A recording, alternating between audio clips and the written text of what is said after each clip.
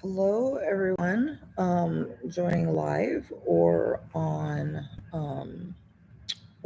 as a coming on after the fact.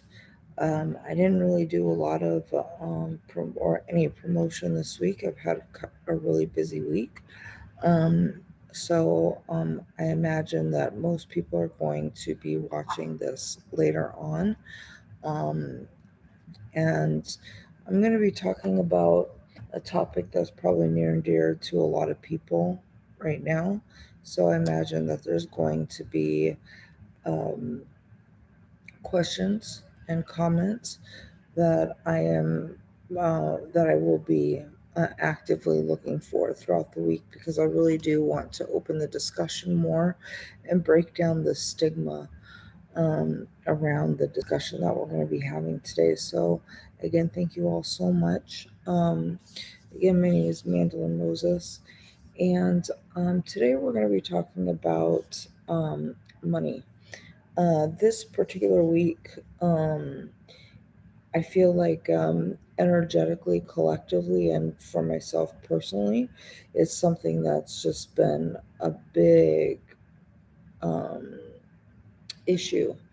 Um, that that I have been dealing with on a vast level. And the purpose of this channel is really to talk about and break down generational traumas, where we get our beliefs, systems, and our habits and behaviors. And not only have I been dealing with issues and things like that with money on my end, but it just seems like that's just kind of been the mirror of what I've been seeing. But then also, I've had some people reach out to me as well as uh, um, some friends and past clients have been dealing with some issues as well. So we're going to really dive deep into that, and um, I'm going to start off with a story of what actually just occurred just like an hour ago. We went to um, a book reading, a poem reading from an artist, a local artist who was launching a book. And she was reading through a bunch of her poetry, and her poetry was quite beautiful because she was honoring the her indigenous side and the matriarch side of her family, her mother, her grandmother, her great grandmother, and things like that. And it's beautiful to watch young people become more and more aware of what's going on generational wise and really dive into the history of where we come from because um, our our really deep encoded genetic code really does come from our mother's side, because you were created inside your grandmother's womb, so all of those belief systems um, really were created generations before, and then they get passed down through the lineage, and then we're experiencing these things that later on we call traumas, as we experience and navigate through life, um, through the lineage of our DNA in our bodies. And at the end of her reading of going through this poetry, she was selling her book for $30, and she was like, I give away a lot of my stuff for free. She's like, but the book, my ancestors are like, you're not giving away this book for free, so you can purchase it if you want to. You don't have to, but the book is $30, and I really don't want to promote it too much, you know. And earlier this week, when I had one of my past clients, she was struggling with the same thing. She was putting together a retreat, and she was like, "I really don't know how to price this thing, and I know I just need your words of wisdom to help me get through this, so I can price this thing."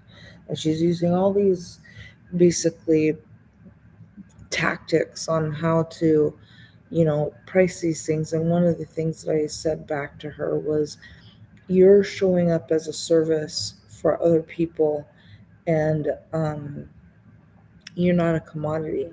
So whatever energetically feels good for you, you're the value that's coming forth on the table.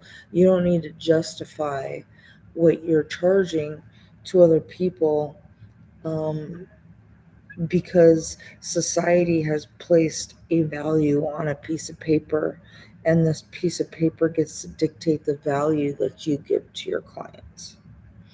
And even with the book, she had spent, I don't know how many hours she probably spent, not only writing the book, um, and putting the book together, but the cost of publishing and everything that she did and everything that it took for her to write the book. And then at the end of the day, when you've got this beautiful piece of work or art or whatever it is that you might have, feel like you have to feel afraid to put that out there and ask for an exchange, where when we go to the store or put gas in the car, things like that, none of those things cross our mind to exchange money for those things. But then once we tie our own self value to that piece of paper, we end up putting that piece of paper value above ourself. Or another situation that had happened to me earlier today or earlier this week, I've always been in like the service based industry, after leaving corporate. And so for the last 8 years being in business for myself, I've never launched like an actual physical product. And so this last week, I was on a phone call with a product developer. Now, mind you, this is the third product development company that I have worked with or had a conversation with. And one of the things there was a couple things that transpired through this a conversation with these people. And one of the things that they told me, big visions require big amounts of money up front. What? Right? Um, they were trying to charge me $40,000 for a pitch deck up front. But for a pitch deck, I've written, I don't even know how many pitch decks. I don't know how many times I've pitched, how many pitch courses I've gone through, how many pitches I've given, and it's never cost me $40,000. Not even close to that. Um, and every single time I've had conversations this week coming at me with thousands and thousands and thousands of dollars, uh, just to get something launched into the world. Um, I've had um, I've had people come at me um, with their stories of why they don't want to pay things that they owe or this or that, and I'm not going to get into the story of any of that.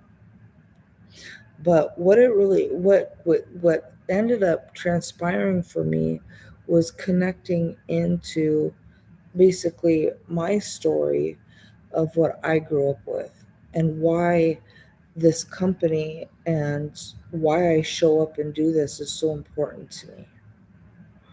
You know, one of the things that I've learned over the years is there's a lot of companies at play, there's a lot of powers at play that seem to like to control the well being of society and humanity in general.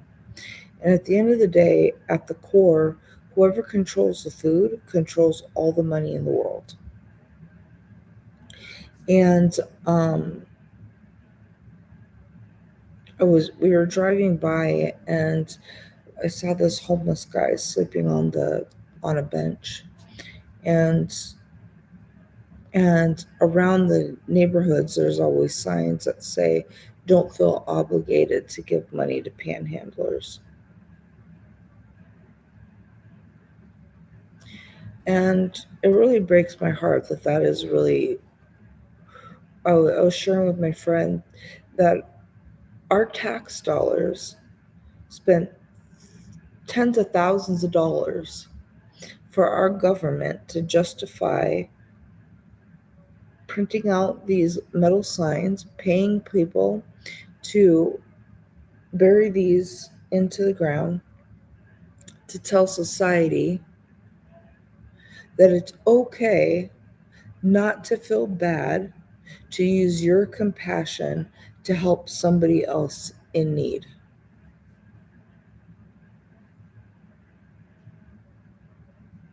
Where that money that we used to make those signs, to break down the lack of compassion in our society, could have been used for projects to help people get off of the streets. Rather than look at these members, even though maybe people don't want to look at people who are homeless or abusing, who we assume that they're abusing drugs. We don't know what their circumstances is that they're on the streets. We have no idea. But we like to place a judgment on them and kick them out of society. And um, you know, oh, go figure it out for yourself.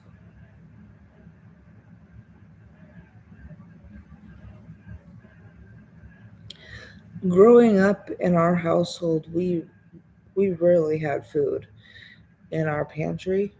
We never had food in a pantry. Like, to be honest, I never even really knew what a pantry was, until growing up, like, later in life, when I would go to some of my friends' house and they actually had food in the pantry. We never had a pantry. Um, we never, the boxes of cereal, if would go on top of the refrigerator. We had food in the fridge, and we had some cupboards that were always empty. We had no food. Me, as the oldest, I had to scrounge around all the time for money in our house. We lived, or just to go to the grocery store, I would walk to the grocery store, Albertsons, um, and go with whatever I had. If I like came up with $20 somehow, I would have to plan meals for a whole um, week to feed my brothers and sisters. Over the years, I've worked in not formally, I guess I would say volunteering.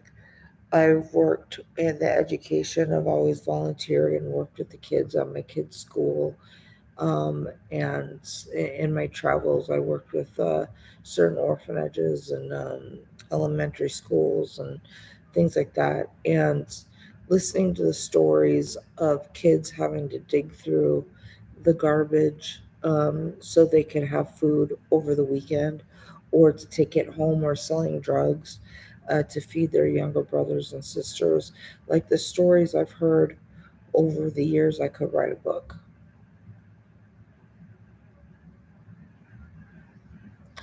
And, I have done a lot of coaching, consulting, and things like that. And over the years, I realized, like, yeah, I have a lot of background and I can continue to do that. But that's just really not my ultimate purpose in the world. My ultimate purpose in the world is to help families thrive and prosper, which is why we're moving into a product based business based on taking control of the food supply and allowing individual families to take control of their food, and remind people that this world is an abundant place. And because that is my background and generational trauma, it is what pushes me forward every day to ensure that our endeavors don't fail.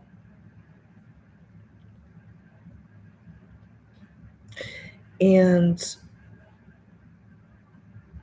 one of the things that I have taught over the years, when everybody talks about money when they're going through their own journey, was one of the things that I remember teaching was, why does somebody have more money than you? And it's because money, it's not that there's like this value of money that is so strong and powerful. It's the fact that money just bothers somebody more than it bothers somebody else. Like, why do these billionaires have tons of money, but, you know, some of them are perceived to do horrible things in the world? Um, and then there's people who are doing amazing things in the world and struggle tremendously to have money.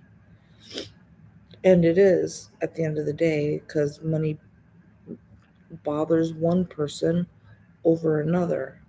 And it really is quite that simple, but it comes from past and previous experiences of how money was treated and reacted upon as we get older, and we act upon what we learned, our learned behaviors, beliefs, and opinions around money as we go forward out into the world. And then we replay that story over and over and over and over again.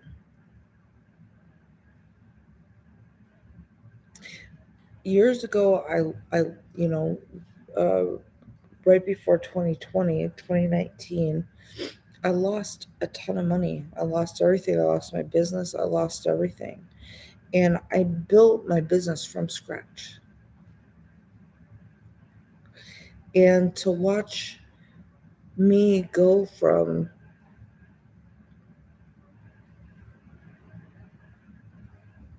to watch myself grow from poverty to being a single mother, single teenage mother, to having a six-figure business was big for me. Like, such a huge accomplishment. And then overnight, watching it just get washed away because this, you know, so-called act of God came in, and my business structure was completely gone. I had absolutely nothing. I had $7 to my name.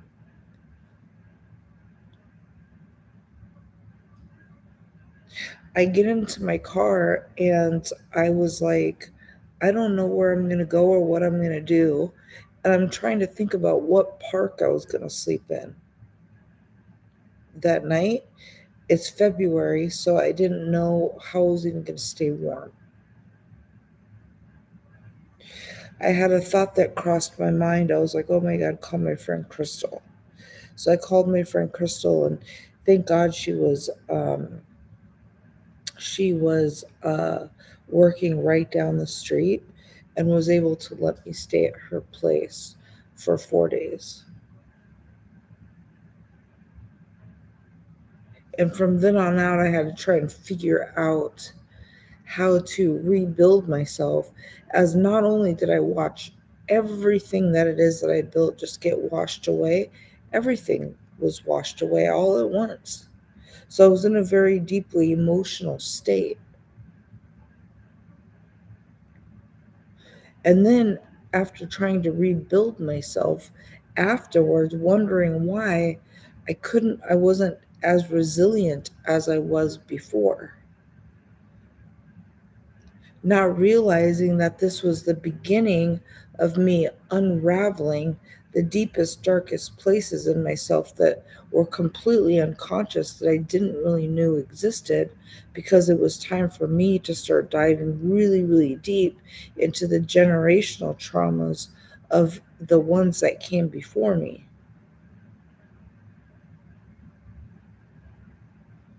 And it was a very painful process, because I really didn't understand what was going on, because from a mindset issue, I didn't feel like I had these fears any longer, because I worked through all those.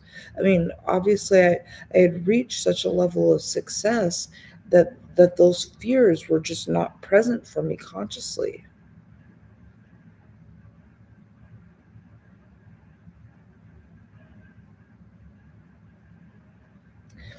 And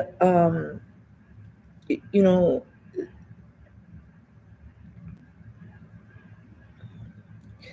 and then I was really focused, or I was really challenged to really start to see and having to experience things that I went through in my childhood all over again. But I was able to see it from a heightened level of awareness, which wasn't easy to see because I was having to experience it again and again and again and again and again until I actually got to like the root of things. And it really was that root of being hungry, remembering being hungry.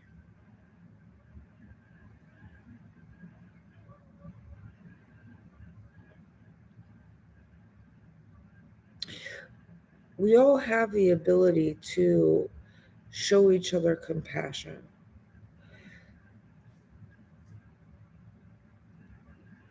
and to remove the judgment from our eyes and act with a certain level of self awareness instead of projecting things onto other people and assuming people are going through or experiencing the same things you're going through based on the experiences you personally had in life.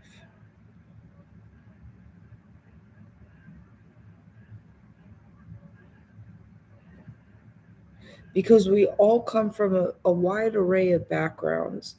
And, if we just take a pause and not be so reactionary in life and just take a pause and take a little breath before we react to things and take that little moment to maybe possibly understand where somebody is, what's where maybe just take a where somebody is in life and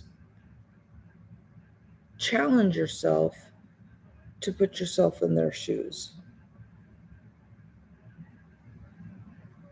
You may not ever understand what somebody might be going through, but to just take that pause and say, you know what, I'm willing to take a little moment to put myself in your shoes. I'm willing to listen. I'm willing to hear you. I'm willing to see you, and I'm willing to hold space and reverence for where you are in life rather than placing a judgment or projecting your own stuff onto other people.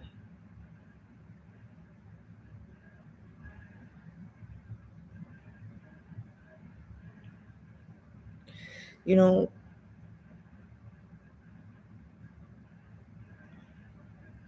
I know that my parents did the best that they could, and my book, the I'm not your villain, I'm your mother. One of the things in my book that I state very clearly, my mom is not my villain. Um,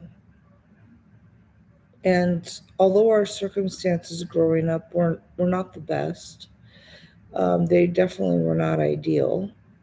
But I'm I'm sure with both my mom and my dad, they did the best that they could. They would have done better if they could have done better. Um, and what we experienced, I'm sure, were things that they experienced growing up as well. Maybe not identical, but whatever it was that they were going through at that period of time, it must have done just that. But we all have the choice to become more self aware and to act towards each other with a little bit more compassion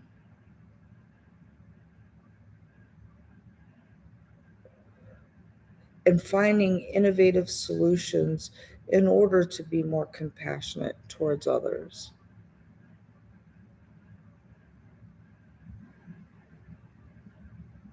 and not placing value on the currency of a dollar bill.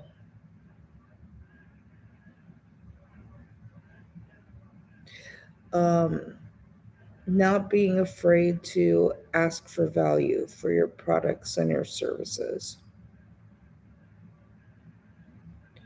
because the currency in the world is you. It's not money, it's you. Regardless of what is in your bank account, regardless of your assets. I had one person a few months ago ask me, "Oh, well, you've done all this in the world. What do you have to show for it?" Myself, my friendships, my relationships, the experiences that I've had in life, the conversations that I get to have every single day with amazing, beautiful people every single day. Those are the things I get to take with me when I go away on this planet. Not my fancy shoes or a nice car or any of those things.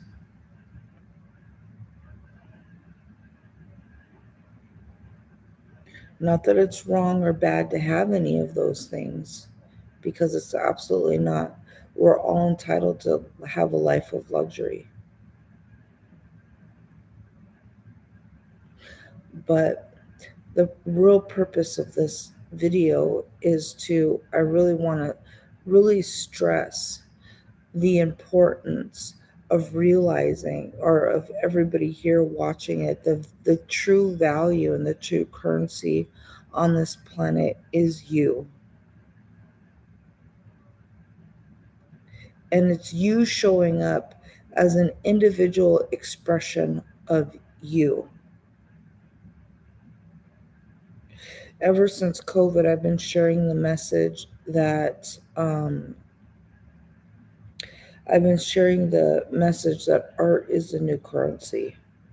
And I believe that in every cell of my body. Art is the new currency. And most of the people that I'm around right now are just just incredible artists in their own right. Somebody the other day was like, "How do you define an artist?" Well, I believe just you being a human is a work of art. I am absolutely, I've always been fascinated with the human body, always been fascinated with the human body. That's why I went to art school, I went to fashion design school to dress the human body. That's why I went to medical school to see how the human body heals itself. Like, it's fascinating to me that I can grow hair and I can blink an eye and I can move a finger involuntarily. Like, that stuff to me is fascinating, how the body works. Everything about the human body, it to me is a work of art. I love to draw the human body. I love everything about it. I'm fascinated with it. Everything about you is a work of art. You are the currency.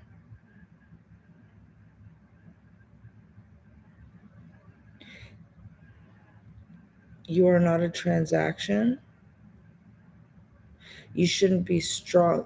You shouldn't be, you know, strong armed into, you know, putting yourself out there because somebody wants to take advantage of you through greed. So, literally, somebody tried to charge me $40,000 to put together a pitch deck. $40,000. And when I was like, whoa, what? They told me my reaction was alarming to them.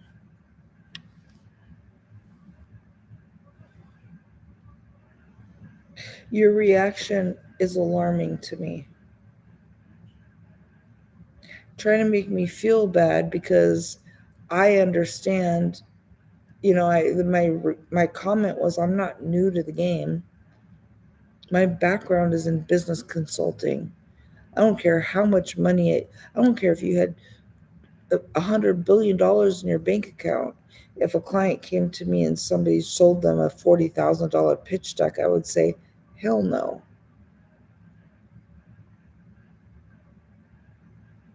But tried to undermine my value and question my integrity because I was shocked by them trying to sell me a $40,000 pitch deck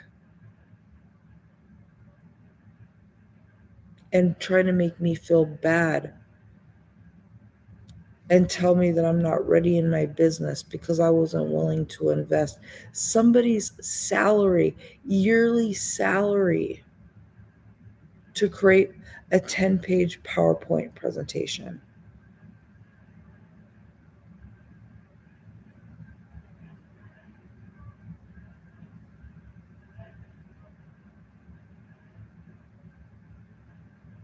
And watching people who have amazing gifts be taken advantage of because they've got to somehow, before they even make any kind of sales or anything like that, come up with tens of thousands of dollars to invest in something that may not give them any kind of return because of their excitement over putting them out in the world, and then therefore they never put themselves out there in the world because somebody else's greed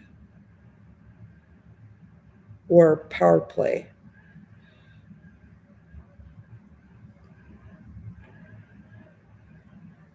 You have value just because you're here.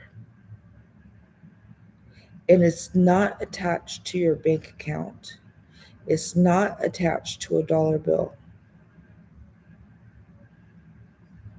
Another pattern in our home was money was always held over our head um, for love. Love was always conditional around money. And every single time money was spent on us, it was always thrown back in our face later that, oh, remember when I bought you this? Remember when I did this for you? It was constant check mark on money.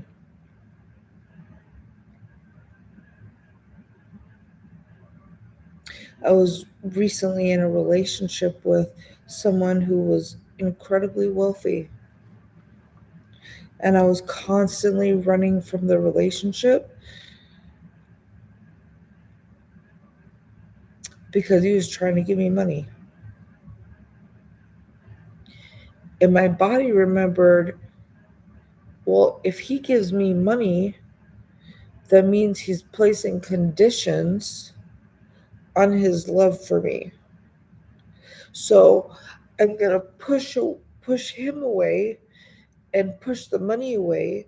So then, therefore, he had to walk on eggshells around me, where he would constantly be saying, "Honey, if I don't spend this money on you, I might as well just burn it in a fire. I've got so much money to spend. I have to spend it on something. Well, let me spend it on you. Let me give you something." He would have to justify, oh, well, I'll give you this and you could just pay it back later. He knew he wasn't ever looking for me to pay anything back. But that was the only way that he could give me something, knowing that I was in need of help. But I couldn't receive it because in our family, money was tied towards conditions. Oh, let me take you out for dinner. Okay.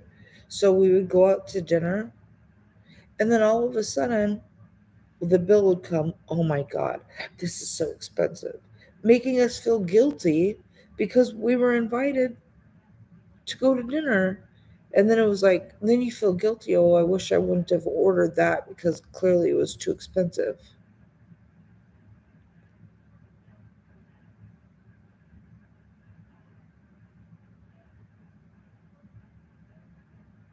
So then later on in life, like, ooh, I don't know, this thing costs $16 and this thing costs $17. I don't know. Can I justify that dollar?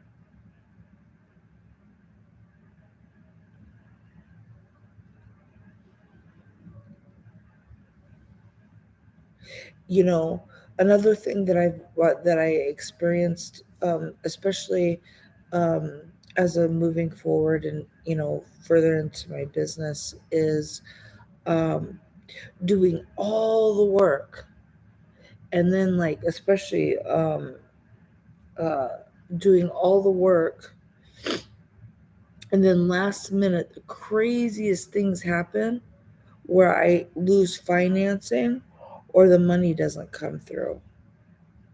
And then I'm like, what the heck happened? Everything was going so perfectly. And then all of a sudden something's gone and there's no money to come through.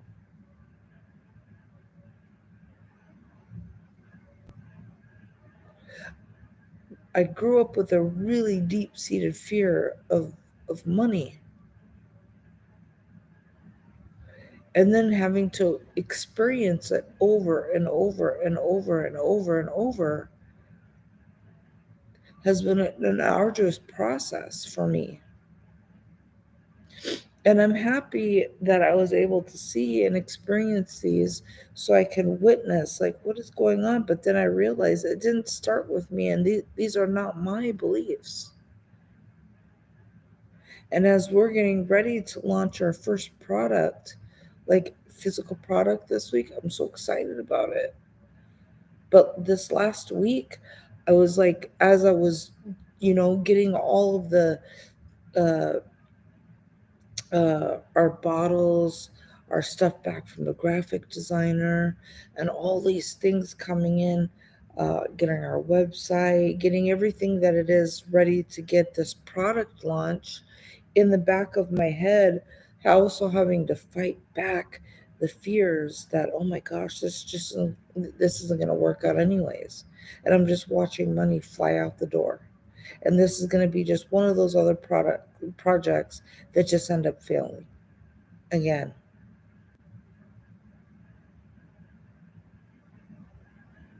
And then taking a pause, and I'm like, no, this isn't mine.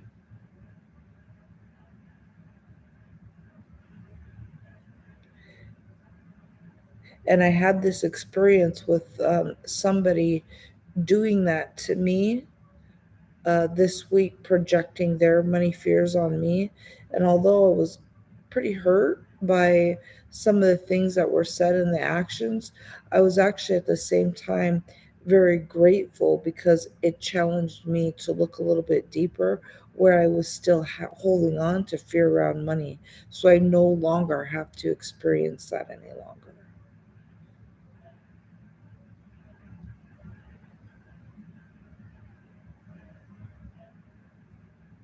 Again, look at that.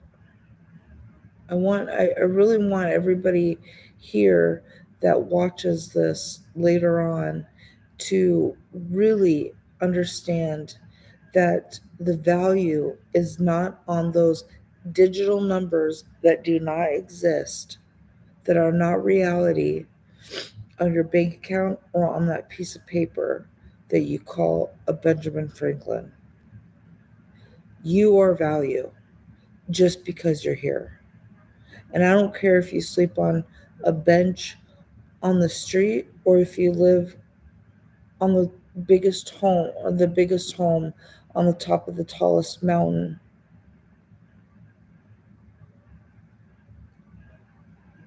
It doesn't matter because that is not the value. You are value. And understanding that and recognizing that is how you overcome your money issues, realizing that those issues did not begin with you.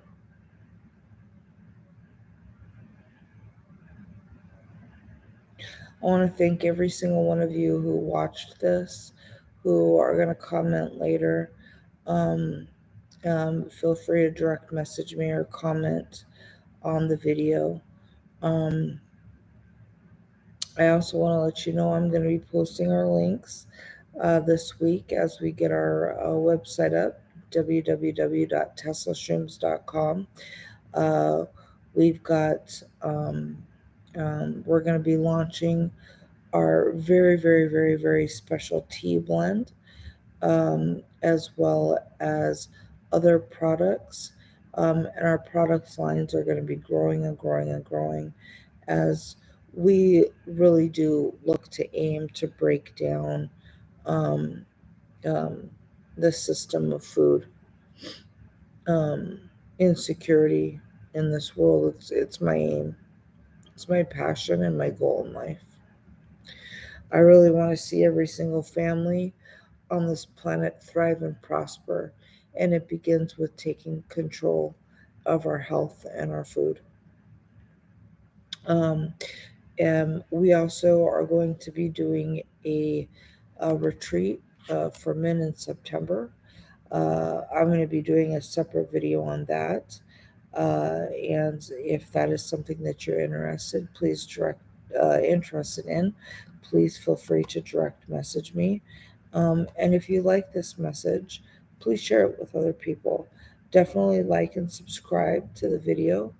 And yeah, I just again look forward to continuing to deliver this content with you each and every single week, and holding myself accountable, because today I've really had every excuse in my mind not to show up and do this today. But I'm like, nope, I'm being committed and I'm being consistent, and hoping to be able to deliver more and more videos on a consistent basis, not only here but also on YouTube, or I'm sorry, and on Instagram.